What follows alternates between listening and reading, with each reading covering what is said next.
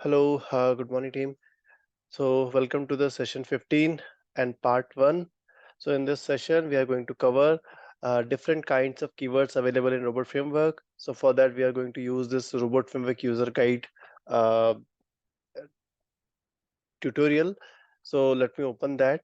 So, once you go to that link, you will see this creating user keywords section in 2.7. So, if you click on it, you will jump to this creating user keywords. So यहाँ पे हमें ना multiple actually robot framework हम जो keyword हम create करते हैं हमारे कस्टमाइज कीवर्ड्स उनके मल्टीपल परम्यूटेशन कॉम्बिनेशंस हम यहाँ पे क्रिएट कर सकते हैं and these are very important क्योंकि जब भी हम हमारी स्क्रिप्ट्स क्रिएट करेंगे तो हम हमारी लीनियर स्क्रिप्ट्स कभी क्रिएट नहीं करेंगे कि मतलब सारा कोड एक ही जगह डाल दिया। जैसे कि अगर मैं आपको क्विकली अपना जो अपना प्रोजेक्ट है वो दिखाऊं मैं। सो यहाँ पे दिख रहा है आपको ये जितने भी अपन ने आई मीन बुक कार्ट के एंड टू एंड के जो सिनेरियोज अपन ने करे थे विच इज दिस। सो अब देखो टेस्ट केस में ही सारी मतलब अपन ने जो एपीआई कॉलिंग के जितने भी कोड है वो सब अपन ने यहीं डाल रखे हैं। मतलब समझ रहे हो, रिक्वेस्ट लाइब्रेरी की जितने भी कीवर्ड्स है डायरेक्टली अपन यहाँ यूज कर रहे हैं। वेरिएबल्स के सारे वेरिएबल सारे यहाँ यूज कर रहे हैं, और अपन लॉजिक्स भी यहीं लिख रखे हैं। सो इससे प्रॉब्लम क्या होती है ना कि अभी ठीक है जब आप स्क्रिप्टिंग कर रहे हो तब तब इट इज ओके कि हाँ चलो ठीक है आपने जो जो आपका स्क्रिप्टिंग के जो भी रिक्वायरमेंट था उसको सेटिस्फाई करने के लिए आपने पूरा स्क्रिप्टिंग कर लिया है ना, रन करके देख लिया, it is working fine, now it is okay, है ना, तब तक ही सही है। पर जब फ्यूचर में मान लो 1-2 वीक बाद आप इस कोड को देखोगे ना तो आपको समझ ही नहीं आएगा कि अरे कर क्या रहा है यहाँ पे, कौन सी चीज, मतलब कोई फिक्स करना पड़ गया। फॉर एग्जाम्पल कोई लाइन फिक्स करनी है मेरे को कि किसी जगह पे एक एरर आ रही है और मुझे उसको फिक्स करना है, तो इतना डिफिकल्ट हो जाएगा यहाँ पे उस चीज को फिक्स कर पाना। एक गलती से क्या होगा, अब मान लो ये लाइन की जगह आपने ये लाइन पे चेंज कर दिया, सो यू विल मतलब और फ्रस्ट्रेशन बढ़ेगा। ठीक है, सो उस चीज को सॉल्व करने के लिए जो है हम क्या करते हैं, हमारी जो लीनियर स्क्रिप्ट्स है ना इनको लॉजिकली ब्रेक करते हैं, इंडिपेंडेंट एंटिटीज में ब्रेक करके उन इंडिपेंडेंट एंटिटीज को हम एक सिंपल सिंपल कीवर्ड्स में पुट कर देते हैं जो कि मच रीडेबल होते हैं। जैसे कि यहाँ पे आप देखो परफॉर्म लॉगिन का जो मेरा कोड था जब मेरी लीनियर स्क्रिप्ट थी, तो वो पूरा का पूरा इतना सारा मेरा कोड था जो कि परफॉर्म लॉगिन कर रहा था, है ना, 1 2 3 4 5 6 लाइन थी जिनसे मैं परफॉर्म लॉगिन कर रहा था। राइट, मैंने क्या करा, वहां से 6 लाइन को कट करके मैं उनको यहाँ पे लेकर आ गया और मैंने एक सिंपल सा मेरा कस्टमाइज कीवर्ड बना लिया, कस्टम परफॉर्म लॉगिन। ठीक है, तो इससे क्या हुआ, मेरे टेस्ट केस की देखो टेस्ट केस कितना स्मॉल हो गया and it is much more readable. और सिर्फ वही वेरिएबल्स यहाँ पे हम यूज कर रहे हैं जो कि अपने को एक कीवर्ड से दूसरे कीवर्ड में अपने को मतलब डेटा ट्रांसफर करेगा। वो वही कीवर्ड अपन यहाँ, सॉरी वही वेरिएबल्स अपन यहाँ पे यूज कर रहे हैं। ठीक है, सो देखो वेरिएबल्स का भी लोड कम है आपका। वेरिएबल अब जितने ज्यादा डालोगे उतना ही लोड बढ़ेगा ऑब्वियसली। देखो डॉलर कर्ली ब्रेसेस वगैरह है, कॉग्निटिव लोड बढ़ेगा, पढ़ने में दिक्कत होगी, है ना। तो उनको भी अपन ने यहाँ पे एकदम कम से कम कर दिया, जितना जरूरी उतना ही रखा है। ठीक है, और जो अपने कीवर्ड्स हैं that that that are also very much readable, वो अपनी बिजनेस की जो फंक्शनलिटी है उसको रिप्रेजेंट कर रहे हैं, ना कि रोबोट फ्रेमवर्क में या रिक्वेस्ट लाइब्रेरी में हम किस तरीके से उस चीज को कर सकते हैं वो रिप्रेजेंट कर रही है यहाँ पे। राइट, ये this is completely pointing to our business logic. ठीक है, जैसे delete cart, add book to the cart, add book again, add book to the cart, right, हम वही लाइन वापस से कॉल कर ले रहे हैं। So it is very easy to us to understand कि हाँ भाई हम कार्ड को बुक में वापस ऐड कर रहे हैं। Verify card details, get card amount calculation, right.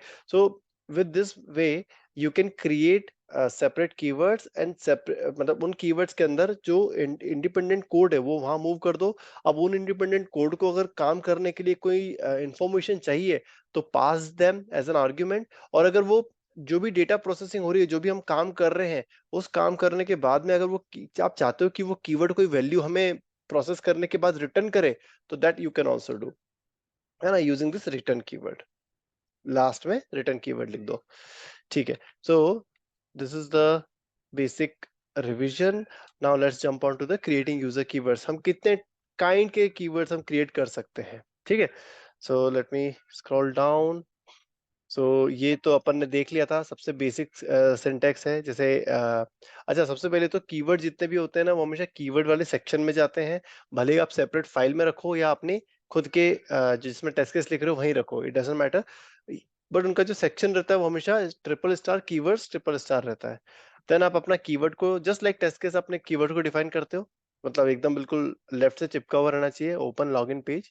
Then उसके बाद में टैब देके जो भी आपको कोड लिखना है, अब आप यहाँ पे खुद के कस्टमाइज कीवर्ड भी कॉल कर सकते हो, या चाहो तो अदर जो है, मतलब जो जिस भी लाइब्रेरी को आप यूज कर रहे हो उस लाइब्रेरी के स्पेसिफिक कीवर्ड्स को भी कॉल कर सकते हो। You can do robot framework में कोई प्रोसेसिंग करनी है या कोई इवेल्युएशन करना है, that you can also do, है ना। ओके, सो ये आपका कीवर्ड का एक नाम हो गया, विच विल बी आप जो भी बिजनेस लॉजिक को यहाँ पे ऑटोमेट कर रहे हो वो बिजनेस लॉजिक आप यहाँ पे दोगे, ठीक है। देन यहाँ पे आपका जो कोड आएगा, यहाँ पे आपका एक्चुअल कोड आएगा, एक्चुअल कीवर्ड्स आएंगे जो कि आपके उस बिजनेस लॉजिक को ऑटोमेट करने में आपकी हेल्प करेगा, ठीक है। अब जैसे आप ये देखो, इस कीवर्ड में इसको title should starts with, right. इसमें इसको एक आर्ग्यूमेंट की आवश्यकता थी, है ना, कि भाई हमको एक्सपेक्टेड वैल्यू भी चाहिए थी। तो उन्होंने यहाँ पे स्क्वायर ब्रैकेट के अंदर आर्ग्यूमेंट्स वाला एक सेटिंग्स यहाँ पे डिफाइन करी, और टैब देकर जो उनका एक्सपेक्टेड वैल्यू थी वो एज अ पैरामीटर सामने वाले से मांग ली, ठीक है। तो जूम कर रहा हूँ, 1 सेकेंड, ठीक है। राइट, देन उसको क्या करा, सेलेनियम लाइब्रेरी के गेट टाइटल को कॉल करा, और टाइटल को इसमें स्टोर करा, और यहाँ पे एक रोबोट फ्रेमवर्क का जो बिल्ट इन कीवर्ड होता है शुड स्टार्ट्स विद, उससे कंपेयर करवा लिया दोनों को, ठीक है। So this is the basic syntax of creating a keyword and passing data into the keyword, ठीक है। You can have different kinds of settings in the keyword as well. जब आप किसी कीवर्ड को डिफाइन करते हो, तो जैसे कि आपने यहाँ पे आर्ग्यूमेंट सेटिंग को यूज करके एक आर्ग्यूमेंट डिफाइन करा है, similarly you can give the documentation tags, right? You can also give the setup, tear down, timeout and return as well, ठीक है। सो अभी देखो, पढ़ने के लिए अपने पास बहुत सारी चीजें हैं, this is like full flash programming language here, but अभी अपने ऑटोमेशन के लिए कितना नीडेड है, कितना एकदम मस्ट है, अपन अभी उतना ही देखेंगे, ठीक है। सो अभी ऑटोमेशन के लिए आपको ये आर्ग्यूमेंट्स की आवश्यकता है और ये रिटर्न की आवश्यकता है अभी मेनली, ठीक है। And document you can also use to give, और अगर डिटेल में कोई डॉक्यूमेंट देना है, अगर मान लो कोई यूजर स्टोरी जिसको आप ऑटोमेट करो, और यूजर स्टोरी को कॉपी करके आपको अपने स्क्रिप्ट में लिखना है, आई मीन आपके robot वाली फाइल के अंदर ही डालना है, तो you can use this documentation setting. Okay, now scrolling down, then user keyword name and documentation, ठीक है। तो देखो यहाँ पे ये उसका नाम है, और यहाँ पे डिफरेंट वेज ऑफ डॉक्यूमेंटेशन उन्होंने डिफाइन करे हैं, कि आप डॉक्यूमेंटेशन को सिंगल लाइन में भी कर सकते हो, if you want to have multi line documentation, that you can also do. बस यहाँ पे आपको ट्रिपल डॉट देने पड़ेंगे, है ना। देन यू कैन, हर लाइन में आपको ट्रिपल डॉट देने पड़ेंगे, आप इस तरीके से मल्टी लाइन डॉक्यूमेंटेशन भी डिफाइन कर सकते हो, ठीक है। Short documentation in multiple line, so this is the same, right. Now next is user keyword tags. So we will, let's skip it currently. User keyword arguments, yeah, this is the very important stuff, because कोई भी keyword आप create कर रहे हो, so you want that keyword to process some data, है ना। मान लो कोई फॉर्म फिल करने का आपको, you have suppose कोई आप साइट है रजिस्ट्रेशन वाली, उस पे जाकर आपको उसका फॉर्म फिल करना है, तो आप क्या करोगे कि भैया fill all the details of the form, इस तरीके से कीवर्ड बनाओगे, और जितनी भी डेटा, जितनी भी फील्ड्स हैं उस पर्टिकुलर फॉर्म पे, उन फील्ड की वैल्यूज आप एज एन आर्ग्यूमेंट उस पर्टिकुलर कीवर्ड को पास करोगे, तभी वो वैल्यूज जो है आपकी उस पर्टिकुलर फॉर्म में फिल होंगी। So this is very important, you need to understand it, okay. Now positional arguments with user keywords, ये तो मतलब ये सबसे सिंपलेस्ट वे है, आपको कुछ नहीं करना, जो भी आप जैसे आर्ग्यूमेंट डिफाइन कर रहे हो, आप इस तरीके से मल्टीपल आर्ग्यूमेंट डिफाइन कर सकते हो, मतलब एक भी कर सकते हो, you can define multiple as well. जैसे यहाँ पे आपको ARG1, ARG2, ARG3, यहाँ पे 3 आर्ग्यूमेंट दिख रहे हैं, ये 3 आर्ग्यूमेंट वाले कीवर्ड में। तो जो भी व्यक्ति इस 3 आर्ग्यूमेंट्स वाले कीवर्ड को कॉल करेगा, उसको कॉलिंग के टाइम पर ये 3 आर्ग्यूमेंट की वैल्यू भी पास करनी पड़ेगी। एंड ये इसको पोजिशनल आर्ग्यूमेंट इसलिए बोल रहे हैं क्योंकि जो सबसे पहला वैल्यू रहेगी ना वो ARG1 में जाएगी, उसके बाद टैब के बाद दूसरी वैल्यू रहेगी वो ARG2 में जाएगी, और जो तीसरी वैल्यू रहेगी वो ARG3 में जाएगी, similar to what we have already done in our this particular login वाले में, क्या रहा था ना, हमने किस में किया था यार, लॉगिन में किया था क्या? नहीं हमने, हाँ देखो ये custom delete wish list, right. ये हमारा एक डिलीट विश लिस्ट वाला एक कीवर्ड था, राइट। इसमें हमने तीन आर्ग्यूमेंट मांगे थे। बेस यूआरएल मांगी थी, टोकन मांगा था और यूजर आईडी मांगा था, ठीक है। सो जो भी व्यक्ति इस पर्टिकुलर कीवर्ड को कॉल करेगा ना, ये देखो डिलीट की कार्ड को इसने कॉल करा। सो डिलीट कार्ड था, कौन सा था यार वो, चलो डिलीट कार्ड ही देख लेते हैं अपन। सो डिलीट कार्ड के फॉर एग्जांपल लेते हैं अपन, तो पहला आर्ग्यूमेंट है बेस यूआरएल, दूसरा आर्ग्यूमेंट है आपका user ID. Now going back, तो यहाँ पे जो भी वैल्यू पास होगी, मान लो सामने वाले ने अगर ये एबीसी भी पास कर दिया और यहाँ पे उसने यूजर आईडी की जगह ई एफ जी पास कर दिया, तो जो एबीसी है वो आपका बेस यूआरएल में स्टोर होगा, और जो ई एफ जी है वो आपका स्टोर होगा किसमें, यूजर आईडी में। ये पोजीशन के बेस पे चलता है ना। तो ये कंफ्यूजन मत रखना। मतलब अगर अगर आपने ऐसा कर दिया होता फॉर एग्जांपल कि आपने बेस यूआरएल को यहाँ ना रखते हुए पहले तो यूजर आईडी सेट कर दिया, उसके बाद अगर बेस यूआरएल सेट कर दिया, तो क्या होता पता है? देखो कीवर्ड ने कोई एरर नहीं दी, syntactically this thing is perfectly fine. But यहाँ पे प्रॉब्लम क्या होगी कि यहाँ पे आपको चाहिए बेस यूआरएल, बट यहाँ पे यूजर आईडी आ जाएगा, और यहाँ पे यूजर आईडी चाहिए और यहाँ पे बेस यूआरएल आ जाएगा। तो ये है पोजिशनल आर्ग्यूमेंट, ठीक है। So please keep this in mind. जो आर्ग्यूमेंट आपका जो कीवर्ड एक्सपेक्ट कर रहा है, उसी पोजीशन पे आपको वही वैल्यू पास करनी है, ठीक है। Now next is default values with user keywords, ठीक है। सो कई बार क्या होता है कि आप चाहते हो यूजर को ये फ्लेक्सिबिलिटी देना कि आप चाहो तो आर्ग्यूमेंट की वैल्यू दो, या नहीं देना है तो मत दो, हम अपनी डिफॉल्ट वाली वैल्यू यूज कर लेंगे। At that time you can use this keyword type, ठीक है। इसका क्या मतलब है? इससे फायदा ये होगा, मतलब इसका मतलब क्या है, इससे फायदा क्या होगा कि आप अपने जो की आर्ग्यूमेंट है उसको आप ऑप्शनल बना सकते हो। अभी के केस में, ये वाला जो केस है ना, इसमें आपके आर्ग्यूमेंट जो है मैंडेटरी है। मतलब जब भी ये कीवर्ड कॉल करोगे, जो भी कॉल करेगा व्यक्ति, उसको ये तीन आर्ग्यूमेंट पास करने ही पड़ेंगे। अगर एक भी वैल्यू वो पास नहीं करता है तो आपका कीवर्ड ही नहीं चलेगा, वो आपको रोबोट फ्रेमवर्क सिंटैक्स एरर वगैरह ही हाईलाइट करने चालू कर देगा, ठीक है। सो आप क्या कर सकते हो, किसी भी आर्ग्यूमेंट को ऑप्शनल बना सकते हो। तो वो कैसे करेंगे अपन? बहुत सिंपल है, कुछ नहीं। जब आप आर्ग्यूमेंट डिफाइन कर रहे हो ना कि भैया ये मेरा एक कीवर्ड है, उस कीवर्ड में मैं ये चाहता हूं कि मेरा डॉलर ए आर जी एक आर्ग्यूमेंट पास करे, व्यक्ति जो भी इसे कॉल करेगा, आप क्या करो, इक्वल टू करके एक डिफॉल्ट वैल्यू भी स्टोर कर दो, मतलब प्रोवाइड कर दो।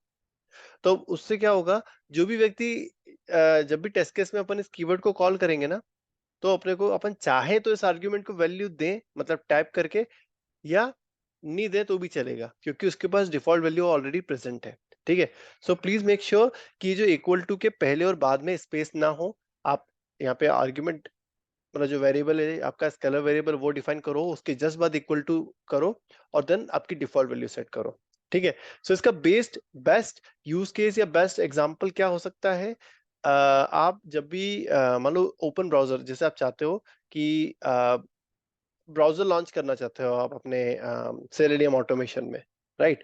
तो मान लो आपने अपना खुद का कस्टमाइज कीवर्ड बना लिया कि भैया open the browser and launch URL, ठीक है। मान लो ये आपके नए कीवर्ड बनाया, open browser and launch URL.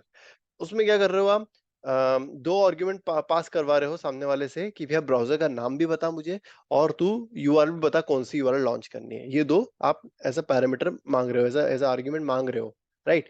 तो आप क्या कर सकते हो, ब्राउजर की वैल्यू को आप डिफॉल्ट वैल्यू सेट कर सकते हो कि भैया अगर सामने वाले डिफॉल्ट वैल्यू क्या सेट कर सकते हो, क्रोम, कि अगर सामने वाले ने ब्राउजर की वैल्यू दी तो जो वो देगा वही ओपन करूंगा मैं। लाइक अगर उसने आई ओपन करने को बोला या एज ओपन करने को बोला तो एज ओपन कर लूंगा मैं।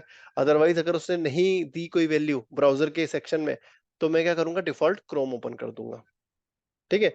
सो this is the best use case I can think of for this optional arguments, ठीक है।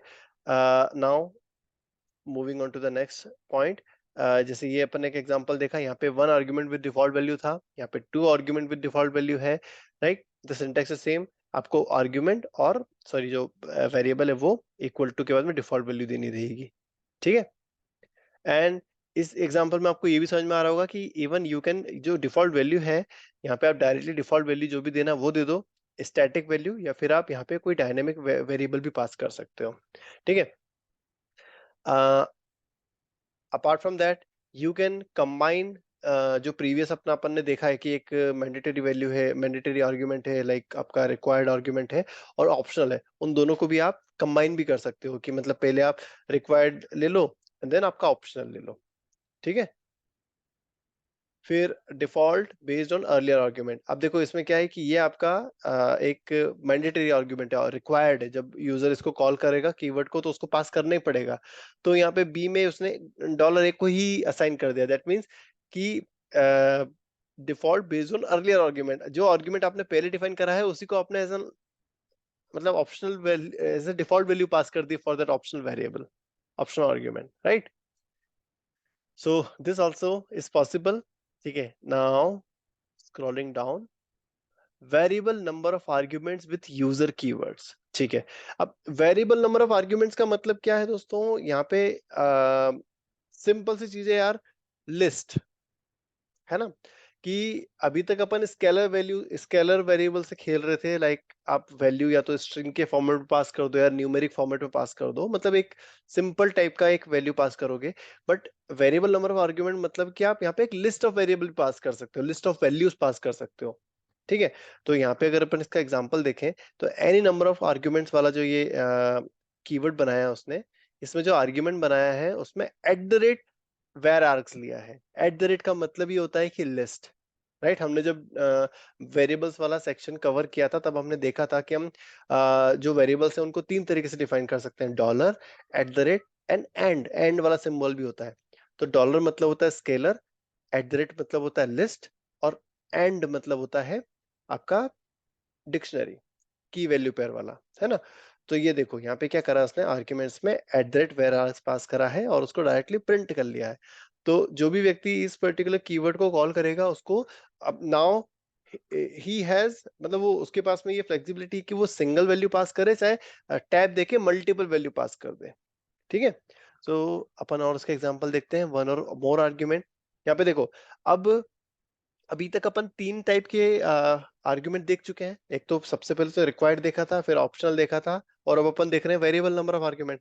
तो अभी ये क्या कर रहा है, जो फर्दर एग्जांपल्स हैं उनमें ऊपर के जो कंसेप्ट हैं उनको भी क्लब कर रहा है, ठीक है। तो ये देखो, रिक्वायर्ड के साथ में उसने वेरिएबल नंबर ऑफ आर्ग्यूमेंट या लिस्ट को, जो स्केलर और लिस्ट को कंबाइन कर दिया है यहाँ पे, राइट। नेक्स्ट उसने क्या करा है, रिक्वायर्ड डिफॉल्ट वेर आर्ग्स, मतलब कि ये रिक्वायर्ड वेरिएबल है, देन ये आपका डिफॉल्ट आ गया, देन ये आ गया वेरिएबल आर्गुमेंट, ठीक है। इसमें कुछ है ना पोजीशन को लेके थोड़ा सा वो होता है झोल झाल, कि जो वेरिएबल नंबर ऑफ आर्ग्यूमेंट्स है ना वो हमेशा लास्ट वाला होना चाहिए, ठीक है। आप ऐसा मत करना कि आपने @others को सबसे पहले वाला कर दिया और बाद में फिर इनको कर दिया, तो वो नहीं वर्क करेगा, ठीक है। So keep that in mind कि ये वाला जो आपका आर्ग्यूमेंट है ये हमेशा लास्ट वाला होना चाहिए, ठीक है। बाकी उसके पहले आप एग्जाम्पल में देख लो, यहाँ पे हमेशा वो लास्ट में ही बना रहा है उसको, राइट। सो ये थोड़ा सा ध्यान रखना, ठीक है। Then next is free named arguments with user keywords. अब देखो दोस्तों, जैसे इसने भले ही फ्री नेम्ड आर्ग्यूमेंट्स मतलब बहुत भयंकर टर्मिनोलॉजी दे दी है इसको, बट अगर अपन यहाँ पे इसका देखें ये कोड, तो आर्ग्यूमेंट्स में क्या पास कर रहा है, एंड नेम्ड, एंड वाला सिंबल पास कर रहा है ना, दैट मींस कि डिक्शनरी पास करवाएगा। मतलब जो भी व्यक्ति इस पर्टिकुलर फ्री नेम्ड ओनली को कॉल करेगा उसको वहां पे की वैल्यू पेयर पास करना पड़ेगा एज एन आर्ग्यूमेंट, ठीक है। अपन देखते हैं, देखो नीचे स्क्रॉल करते हैं, इसका बकायदा कोड भी होना चाहिए, नहीं है क्या कोड वगैरह, चलो इन्हें कोड नहीं दिया, कोई दिक्कत नहीं है। देखो, विथ फ्री नेम्ड वाला जो कीवर्ड है इसमें ये जो लास्ट में एंड फ्री नेम्ड लिखा हुआ है ना, मतलब जो भी व्यक्ति इसको कॉल करेगा उसको ये इसकी वैल्यू भी पास करनी पड़ेगी। तो अपन देख लेते हैं, देखो कहाँ कॉल करा है इसने, नीचे ये देखो ये कॉल किया है, right. With free name, with free name, ठीक है। इसमें जो लास्ट है ये वाला है, तो इसमें लास्ट कौन सा है, देखो ये दोनों है लास्ट में, ठीक है। तो देखो कैसे पास कर रहे हैं वो, की एंड वैल्यू पेयर के फॉर्म में।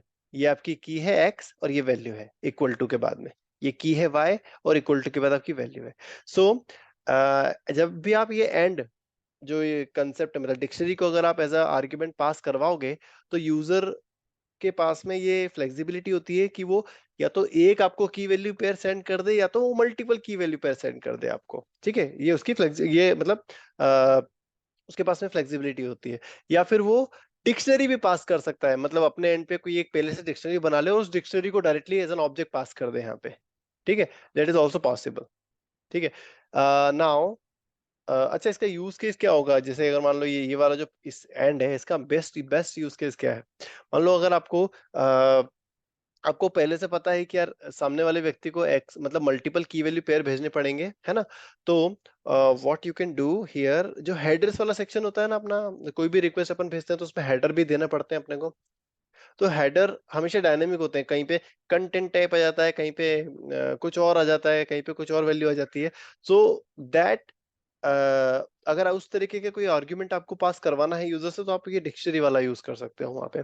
ठीक है, अब थोड़ा सा ऊपर स्क्रॉल कर रहा हूँ वापस से मैं, named only arguments with user keyword में।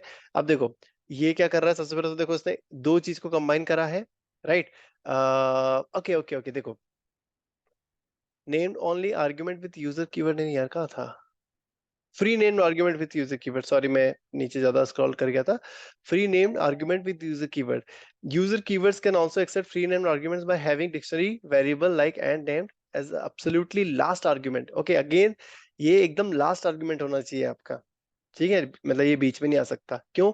क्योंकि यहाँ पे आप टैब दे दे के मल्टीपल वैल्यूज पास कर सकते हो। ठीक है, when the keyword is called, this variable will get all named arguments that do not match any positional argument or named only argument in the keyword signature.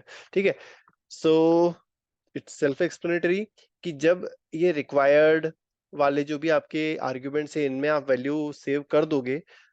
एक second है ना, okay.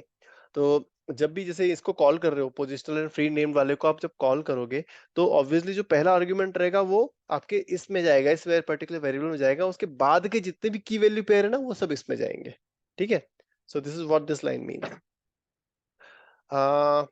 ठीक है, नेक्स्ट है named only argument with user keywords. अब ये क्या है? ये थोड़ा सा ना ट्रिकी है हल्का सा, अब अपन इसको देख लेते हैं। अच्छा, हाँ पहले इसको पढ़ लेते हैं अपन, फिर उसके बाद में ऊपर वाले और नीचे वाले में इसमें मतलब वो कर लेंगे, डिफरेंस समझ लेंगे। Starting from Robot Framework 3.1, user keyword support named only arguments that are inspired by Python 3 keyword only arguments. This syntax is typically used by having normal arguments after variable number of arguments at the rate varargs. If the keyword does not use varargs, it is possible to use just at the rate curly braces to denote that the subsequent arguments are named only. ठीक है। अच्छा, ऊपर वाले में अपन ने क्या करा था, डिक्शनरी तो पास, डिक्शनरी बोल दिया था कि भाई हमको की वैल्यू पेयर में वैल्यू मतलब देना है आपको, की वैल्यू पेयर में आपको आपके जो भी पैरामीटर की वैल्यूज है वो देनी है ना? यहाँ बट आपने ये नहीं डिफाइन किया था कि की क्या होंगी, है ना? तो की भी वहां पे डायनेमिक थी और वैल्यू भी डायनेमिक थी, वहां पे कुछ भी की दे सकता था सामने वाला, कोई भी वैल्यू दे सकता था। बट इसमें आप यूजिंग दिस आप डिफाइन कर सकते हो, बता सकते हो सामने वाले को कि भैया मेरे को ये की चाहिए, की तो यही होनी चाहिए, वैल्यू कुछ भी दे। ठीक है, तो वो कैसे डिफाइन करते हैं? एक सिंटेक्स होता है यहाँ पे, मतलब इसका तरीका होता है डिफाइन करने का। आपको पहले तो एट द रेट, सबसे पहले आपको at the rate of var args define करना पड़ेगा। ठीक है, उसके बाद स्केलर टाइप के वेरिएबल आप डिफाइन कर सकते हो, ये आपके नेम्ड आर्गुमेंट रहेंगे। ठीक है, तो इसका अगर जैसे अभी इसी पे फोकस करो, इसका एग्जांपल अगर दिखे अपने को, देखो दिख गया राइट? देखो with args, with var args, ये रहा विथ वेर आर्क्स। ठीक है, सो इसको जब भी वो यूजर कॉल करेगा ना, तो उसको सिर्फ नेम्ड आर्ग्यूमेंट जो आपका नेम्ड है वो इक्वल टू जो भी वैल्यू उसको देनी है वो दे सकता है वो। तो यहाँ पे आपने डिफाइन कर दिया है कि भैया की तो यही रहेगी, वैल्यू कुछ भी दे दो। ठीक है, तो एक सिंटेक्स तो ये है कि आप एट द रेट वेराग्स वाला एक लिस्ट कीवर्ड यहाँ पे या तो डिफाइन कर दो, या तो आप खाली मतलब एट द रेट और सिर्फ कर्ली ब्रेसेस डिफाइन कर दो। तो जो भी इस वाले कीवर्ड को कॉल करेगा ना, तो उसको ये दो कीवर्ड की वैल्यू पास करनी पड़ेगी, keeping this first and second is keys. ठीक है, तो अब इसका देख लेते हैं अपन। ये देखो विदाउट वेर आर्क्स, तो जब भी उसको बंदा कॉल कर रहा है, तो उसको पहले की देनी पड़ेगी फर्स्ट, और देन इक्वल टू के बाद में उसकी वैल्यू देनी रहेगी, एंड देन सेकंड की देनी रहेगी और उसकी वैल्यू देनी रहेगी। ठीक है, सो इसका एक एग्जांपल अगर अपन देखें, तो जब भी आप कोई पोस्ट कॉल करते हो या आप मतलब कोई भी रिक्वेस्ट लाइब्रेरी में जब भी आप कोई कॉलिंग एपीआई कॉलिंग करते हो, तो जब भी पेलोड भेजते हो तो वहाँ पे जेसन इक्वल टू पेलोड रखते हो, हेडर से इक्वल टू हेडर रखते हो। मैं दिखा देता हूँ कोड, ठीक है। वेयर वाज दैट, चलो परफॉर्म लॉगिन देखते हैं, ठीक है। तो ये वाला अपना पोस्ट कॉल था, ऑलराइट। पोस्ट कॉल में थोड़ा सा राइट में एक काम करता हूँ, इसको मिनिमाइज करता हूँ। पोस्ट कॉल में हल्का सा राइट में देखो, जेसन इक्वल टू दिख रहा है payload, then headers equal to headers दिख रहा है, एक्सपेक्टेड स्टेटस इक्वल टू 200 दिख रहा है। ये आपके वही नेम कीवर्ड्स हैं। मतलब आप उसको उसने जो भी व्यक्ति ने पोस्ट वाला कीवर्ड डिफाइन करा है ना, उसने बोल दिया कि भैया उसने ये नेम कीवर्ड डिफाइन कर रखे हैं वहां पे, ताकि अपने को ये की जो है ना, जो उसने डिफाइन करी वही देनी पड़ेगी अपने को। यहाँ पे अपन कोई और की नहीं दे सकते हैं यहाँ पे, ठीक है। So this is one example. मतलब अगर इस तरीके से कोई आर्गुमेंट आपको, इस तरह में से कोई कीवर्ड आपको खुद को बनाना है, you can create using this setup, ठीक है। नेक्स्ट, अच्छा ठीक है। नेक्स्ट ये है इसमें और क्या है इसमें दोस्तों, कहाँ थे अपन, ये देख लिया था अपन ने विथ पोजिशनल। अच्छा इसमें देखो ये क्या कर रहा है ना, इसने कंबाइन कर दिया ऊपर के जो अभी तक अपन ने आर्ग्यूमेंट्स डिस्कस किए थे उनको, और ये नए वाले कंसेप्ट को उसने कंबाइन करा है। यहाँ पे अपना वही पोजिशनल या रिक्वायर्ड जो रहता है वो कीवर्ड पास कर दिया, उसके बाद में सारे उसने नेम कीवर्ड पास कर दिए, ठीक है। तो अगर अपन इसका एग्जांपल, इसका जो यूसेज देखें अपन, तो ये देखो विथ पोजिशनल में ये जो फू है, ऑब्वियसली ये इसकी वैल्यू डायरेक्टली पोजिशनल में चली जाएगी, और ये जो नेम्ड है इसकी वैल्यू यहां से आएगी, नेम्ड इक्वल टू बार, ठीक है। विथ फ्री नेम, अब फ्री नेम्ड मतलब क्या है, देखो at the rate var args name only and free name. तो ये देखो एट द रेट मतलब इसको जब भी अपन कॉल करेंगे तो अपने को ये नेम्ड ओनली की वैल्यू पर पहले देना पड़ेगा, और उसके बाद में अपनी जो मर्जी वो सारे की पेयर दे सकते हैं अपन, ठीक है। तो with free named, with free named तो पहले है नेम्ड ओनली। अरे यार ये क्या लिख दिया इसने, ये फ्री नेम्ड में पोजिशनल डाल रहा है पहली लाइन में।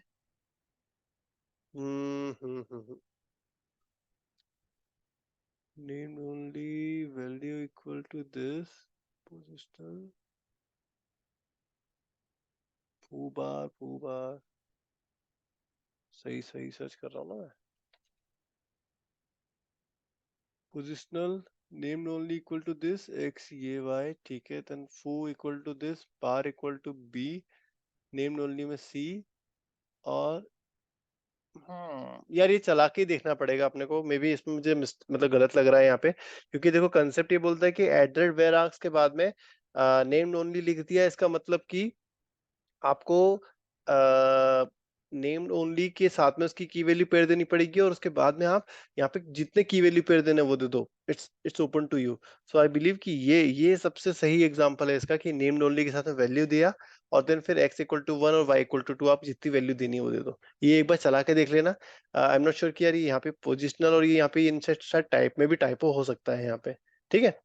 Now scrolling down, named only argument can have default values similarly to normal user keyword arguments, okay।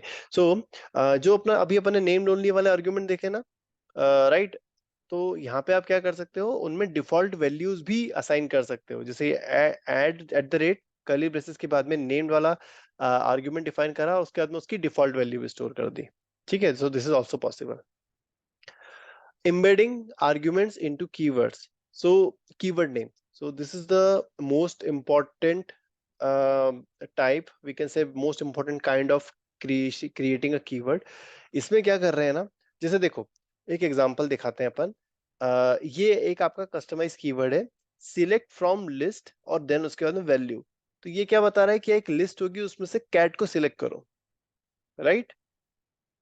अब एक तरीका देखो, एक तरीका तो ये है आपके कीवर्ड को डिफाइन करने का और उसको यूज करने का। दूसरा तरीका ये है, select cat from list, which one is more readable, ये ज्यादा रीडेबल है या ये ज्यादा रीडेबल है? ऑफ कोर्स ये ज्यादा रीडेबल है, क्यों? क्योंकि देखो this is grammatically correct, select cat from list, है ना। यहाँ पे जो वैल्यू है वो हम क्या कर रहे हैं, जो भी मतलब अपने डायनेमिक वैल्यू है वो हम एम्बेड कर दे रहे हैं with in the name of the keyword itself. हम एक अलग आर्गुमेंट वाला सेक्शन नहीं बना रहे हैं यहाँ पे, ठीक है। सो आप क्या कर सकते हो, जो आपके आर्गुमेंट आप यूजर से लेना चाह रहे हो वो आप कीवर्ड के नेम के अंदर ही एम्बेड कर सकते हो, ठीक है। नाउ इसका बेसिक सिंटेक्स देखते हैं अपन नीचे। देखो ये कीवर्ड है, कीवर्ड वाले सेक्शन में ये आपका कीवर्ड का पूरा नाम है, उसी नाम में आपने देखो यहाँ पे वेरिएबल को डिफाइन कर दिया है, ठीक है। सो जब भी कोई व्यक्ति अगर ऐसा लिखता है select cat from list, select dog from list, तो ये एक ही कीवर्ड कॉल हो रहा है। बस ये कैट की वैल्यू जो है, ये जो भी कैट लिखा है आपने, ये इस वेरिएबल के अंदर चली जाएगी, और ये डॉग लिखा है वो इस वेरिएबल के अंदर चली जाएगी, ठीक है। So here from here you can see, मतलब this will increase more readability to, this will give more readability to your code, ठीक है।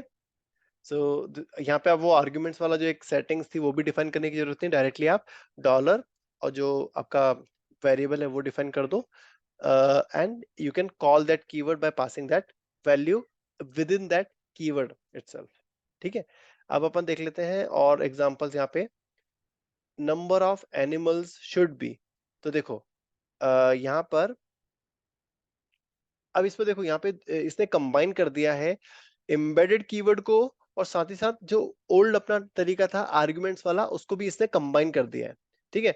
सो ये क्या कर रहा है, number of dollar animals should be, और जो भी काउंट है वो सामने वाले व्यक्ति को पास करना पड़ेगा, ठीक है। तो देखो नंबर ऑफ फिर ये एनिमल, तो यहाँ पे उसने कैट्स दे दिया, देन शुड बी के बाद में टैब देके जो वैल्यू वो दे दी, तो ये वैल्यू जो है, सॉरी ये जो टू वैल्यू है ये आपके काउंट के अंदर चली जाएगी, ठीक है। And you can also call this thing, मतलब ये जो आपका कीवर्ड है इस कीवर्ड को आप इस तरीके से भी कॉल कर सकते हो, मतलब की वैल्यू पेयर भी दे सकते हो यहाँ पे, ठीक है। बस ये नाम सेम होना चाहिए, काउंट और count this should be same, ठीक है। अब इसमें क्या होता है ना, ठीक है, अच्छा इसमें एक चीज है, embedded arguments do not support default values or variable number of arguments like normal arguments do, ठीक है। सो थोड़ा सा इसका ना रेस्ट्रिक्शन है कि यार यहाँ पे आप सिर्फ और सिर्फ जो स्केलर टाइप के वेरिएबल्स होते हैं ना इन्हीं को डिफाइन कर सकते हो आप, और स्केलर में आप स्ट्रिंग दे सकते हो, बूलियन दे सकते हो, नंबर दे सकते हो, इट्स अप टू यू। बस आप लिस्ट और जो आपके वो रहते हैं ना डिफॉल्ट ऑप्शनल वाली जो चीजें रहती हैं वो आप यहाँ पे नहीं दे पाओगे, ठीक है। अच्छा, एक प्रॉब्लम होती है एम्बेडेड आर्ग्यूमेंट्स में कि कई बार वो क्या करता है ना, अलग गलत वैल्यू पास करवा देता है उसके अंदर, क्योंकि क्या होता है यहाँ पे जो सेपरेटर है, ऐसा कोई स्पेसिफिक सेपरेटर नहीं है। आपने अभी तक जितने भी अपन आर्ग्यूमेंट पास करे थे ना, वहां पे प्रॉपर सेपरेटर थे in the form of tab, tab से आप सेपरेट कर रहे थे चीजों को। बट यहाँ पे कोई सेपरेटर नहीं है, यहाँ पे आपको सिंपल जैसे आप स्पेस इंग्लिश लिखते हो ना, स्पेस स्पेस देना है। सो स्पेस से आप खेलते हो तो यहाँ पे क्या सेपरेटर नहीं होता है, इस वजह से उसको कंफ्यूजन बहुत हो सकता है। जैसे मान लो अपन ने कीवर्ड डिफाइन करा है, अच्छा another thing is you can accept multiple values in the embedded keyword. यहाँ मल्टीपल वैल्यूज को एक्सेप्ट कर सकते हैं, जैसे आपको देखो एक कीवर्ड डिफाइन किया select dollar city space dollar team, ठीक है। और उसको क्या करा सामने वाले व्यक्ति ने सिर्फ प्रिंट कर दिया, that's it, nothing more nothing less. तो अब इसने एग्जांपल में यहाँ पे क्या करा है, सिलेक्ट शिकागो बुल्स, तो ये क्या करेगा, ये प्रिंट करेगा फॉर दिस, इस पर्टिकुलर लाइन के लिए क्या प्रिंट करेगा, सिलेक्टेड बुल्स फ्रॉम शिकागो, है ना। जैसे ये टीम है और ये आपका सिटी है, तो यहाँ पे प्रिंट होगा selected bulls from Chicago. But अगर इस केस में अगर मैं चलाऊं इसको, इस लाइन के लिए चलाऊं, तो ये क्या प्रिंट करेगा, सिलेक्टेड एंजल्स लेकर फ्रॉम लॉस। मतलब यहाँ क्या होगा, ये पहला जो लॉस है ना इसको पास कर देगा सिटी में, और बचा हुआ जो पार्ट है उसको पास कर देगा टीम में। सो this is not correct, right. Actual में लॉस एंजल्स आपकी सिटी है और ये लेकर्स आपकी टीम है, राइट। सो इस तरीके की प्रॉब्लम्स आपको एम्बेडेड कीवर्ड्स में आ सकती है। फॉर दैट इन्होंने एक वर्क अराउंड दे रखा है, आप क्या करो, डबल कोट में वैल्यू को पास करो, और डबल कोट में ही आप वैल्यू को रीड करो, मतलब आपका जो कीवर्ड रहेगा उसमें भी डबल कोट दे दो, so you can avoid that problem, ठीक है।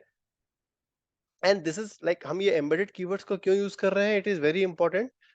उसका क्या यूज है अपन अब नेक्स्ट उसमें देखते हैं, ठीक है। Let me stop the recording.